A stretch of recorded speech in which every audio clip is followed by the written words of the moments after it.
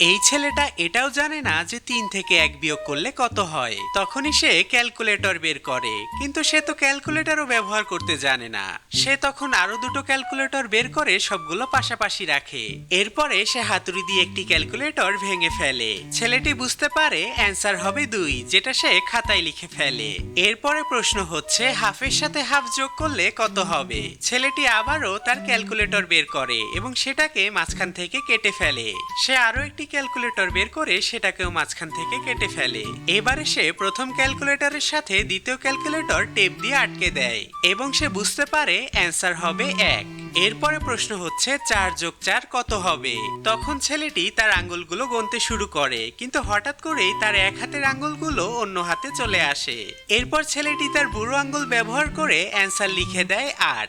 বন্ধুরা, এমন দুর্বল স্টুডেন্টকে সাহায্য করতে চাইলেও এই ভিডিওতে কিন্তু সবাই একটা লাইক করে যাবেন।